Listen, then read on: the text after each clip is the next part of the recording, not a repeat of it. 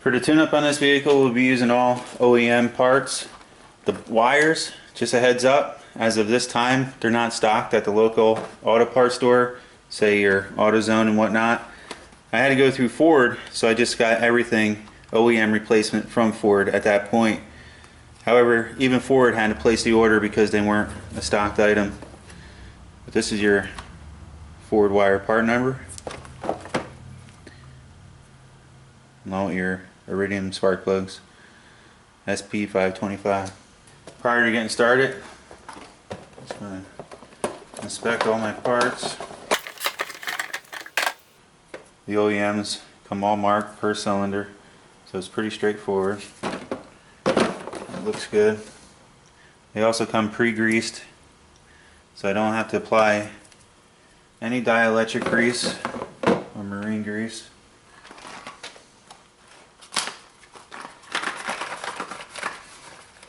I just got done with another brake job along with the cam sensor job. Maybe I'll throw the video up on that cam sensor. I didn't get all the footage that I wanted to get on it because the customer showed up sooner than I expected. These are iridium spark plugs, so you gotta be very careful. They're supposedly pre-gapped from the factory. I just want to make sure there was no damage.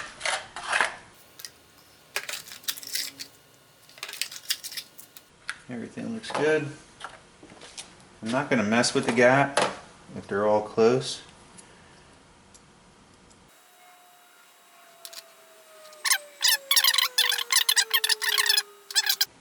Okay, so what I'm finding is that the 25 thousandths fits through nice. 30 thousandths wants to snug up. So I'm not going to force them through. And each plug is identical. So we're going to leave it right at that. So I would say somewhere around 28 thousandths. Maybe it's 30 thousandths. I just don't want to force it. It looks like it's going to be pretty straightforward. However, before pulling your spark plug boots out of their wells, if you have any debris or whatnot in this channel, take and blow it out with some compressed air. Wipe it out as much as possible. This one's relatively clean, so I think I'm going to be okay. I'm going to start with the number 1 cylinder. As you can see, there's no retaining looms, and I'm going to take and leave that wire on for now. And I'm just going to go and change each spark plug, and then I'm going to do the wires separately. That way I don't cross up any wires. Now we're going to take and remove the number 1 spark plug. As you can see, I'm using a 5/8 spark plug socket. Spark plug sockets are distinct because they have a grommet inside to keep the porcelain from cracking. And some people like to use swivels and whatnot. However, as long as you hold your setup straight and you're good, you'll have no problems. So I'm using a spark plug socket 5/8 along with the 8-inch extension 3/8 drive to get me down into that well and above this channel.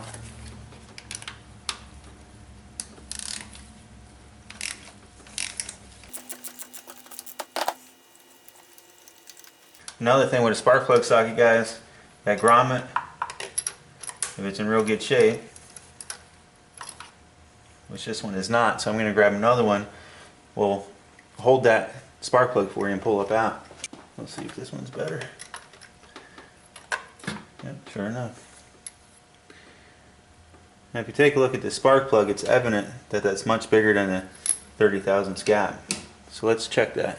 Hopefully it's showing up.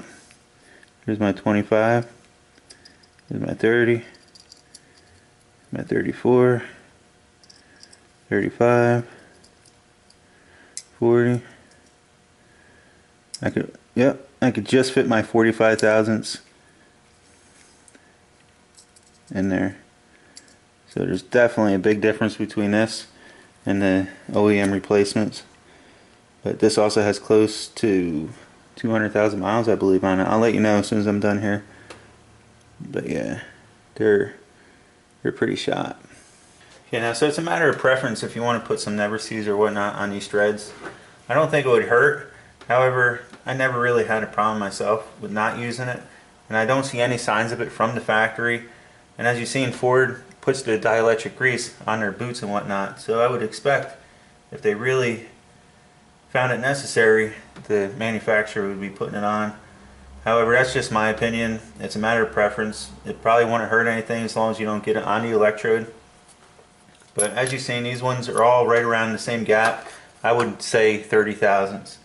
I contacted Ford because I couldn't find the gap specs in any of my manuals or online programs, and it's not on the tag for the vehicle like you normally find it on the emission tag under the hood.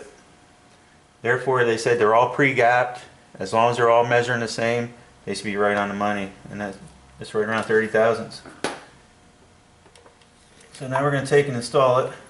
This is another time where you want to make sure you have a good grommet in your spark plug and it's not falling out, because you don't want it to fall down, hit the head, and close that gap. So we're going to take and put it down into the well. Make sure you start it straight. Run it down as far as you can by hand.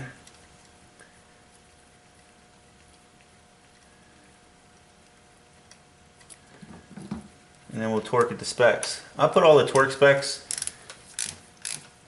along with the video. However, I got a pretty good feel for it. It may look like I'm pulling hard, guys, but I'm really not. Let me see, that's good. I'm just going to start the boot. I'm not going to plug it into the spark plug. I'm just going to keep it in the right order. Now I'm going to go and repeat that process on the remaining 3 plugs. I'll be right back at you.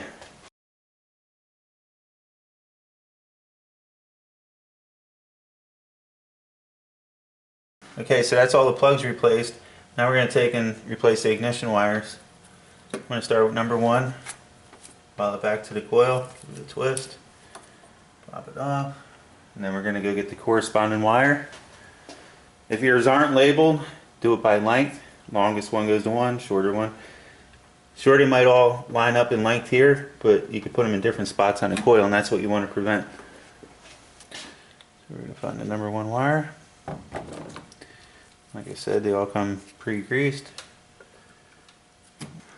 I'm not going to latch it onto the spark plug yet. I'm just going to simply put it onto the coil. You can feel it click down all the way once it's seated. And I want to leave it loose because I'm going to be manipulating it a little bit as I replace the other ones with the corresponding wire for 2.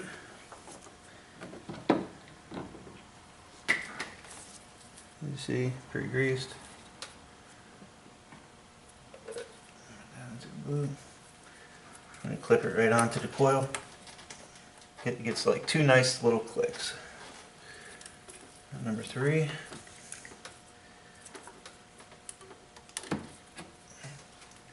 Get the corresponding wire, number 3.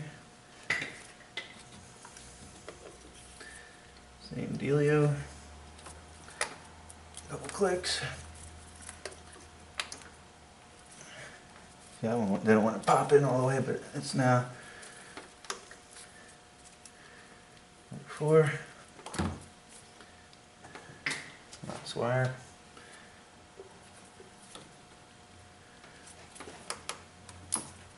Give these on the coil side, give it a little twist, and go over them one more time.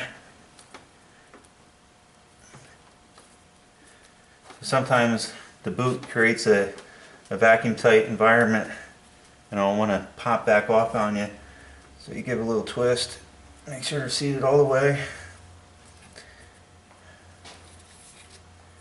Make sure your wires are in the routing that you like. Now you put them on a spark plug, same thing. Feel it click onto the spark plug.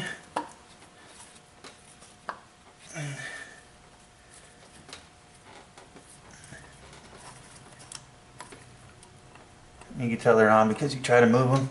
You shouldn't be able to pick it right up out of the well.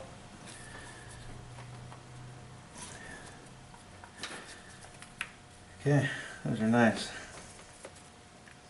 They really don't give you any room to put a loom on here, so I'm assuming that's why there wasn't one. I wish I had a loom to put like right here on them two, just to keep it looking good. And I might have one that I could add to it. I'm thinking I'm going to see how this loom It came with the wire set fits. Just my OCD, guys. I think I'm going to go with that loom just like that. That came with the wire set. Because now it holds it nice and clean. I think we're good. Alright, so let's start it up.